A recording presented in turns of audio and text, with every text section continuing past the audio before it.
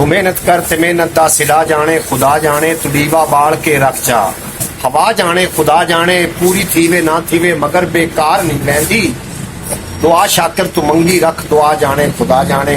अस्सलाम वालेकुम सज्जनों वीडियो मित्रों की हाल चाल मैं तुहाडा दोस्त मोहम्मद अली खिजर तुसीं देखदे हो अपना चैनल पंजाबी वसेब। अज मैं इम्तियाज फ्लैक्स ते मौजूद हाँ। ये जनाब साहिवाल दा जिहड़ा मस्जिद कुबा है वो बिल्कुल नजदीक तरीन बाजार का की नाम है इम्तियाज भाई?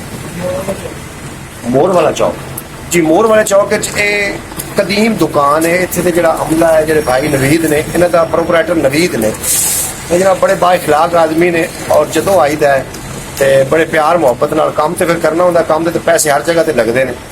अज उन्हां कोल असीं ना खतनियां वास्ते बच्चियां दे खतने हैं अब्दुल रहमान दे ते ओहदे वास्ते असीं कार्ड बनवावन आए हैं। किस तरीके कार्ड बनता है ये सारा व्यू थोड़े नाल शेयर करना है, सारा नज़ारा शेयर करना है। कार्ड आखिरकार बनाते कि मेरे शादी वाला तुसीं साडे नाल ही रहना। नवीद भाई कदों तो काम कर रहे हो फ्लैक्स का?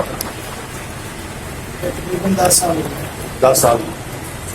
इसके अलावा कोई सैड कारोबार भी है? बस यही है। थोड़ा बेटा भी इस काम में चलाता जी। नाज़रीन आओ वेखने हैं किवें बनाइंदे ने। यह जनाब जी इन्हों की मशीन है ना इन्हें सिर्फ यह जो लोहे का पतरा बनया हुआ यदी कटाई करनी वो है मशीन है। इन्हें लोहे की कटाई करनी तो इन्होंने फिर पहले इस तरीके का एक पतरा बनाना है। इस तरीके का यह पतरा लोहे का बन गया। बड़ी हैवी मशीन पई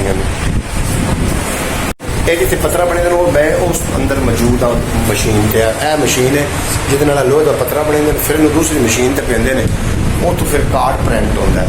मैं थोड़ा भी दिखा देना। यह हम की लिए यही खड़ोती हुई तार है। यह नाजरीन वो मशीन है जी कागज़ में प्रिंट करती है। वो फिर वो जो लोहे का पतरा है इहदे विच दे देवणगे आ जाता कारीगर तो फिर आप मजीद वेखने हैं। कार्ड बन रहा है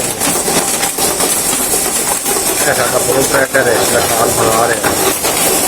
ये भाई नवीद का साहबजादा है। यह कार्ड बन रहा है।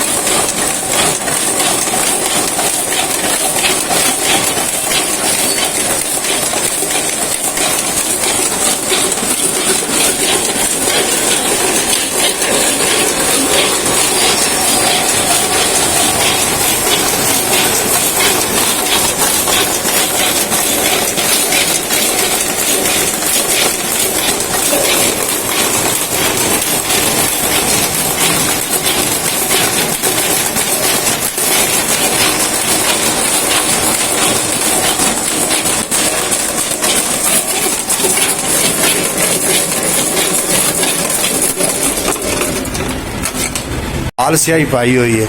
इधर कार्ड का लाल प्रिंट है ना ये करो खबर है देखो जी ये लाल प्रिंट है तो नाल स्याही उन्होंने लाल पाई हुई। अगर हम फर्ज किया काला प्रिंट पाना हो तो फिर की करोगे? फिर इतने कलर काला पाओगे? क्या है लाल हो गया मशीना जी? अच्छा काला कलर पाओ। बड़ी टेक्निक है जी ये।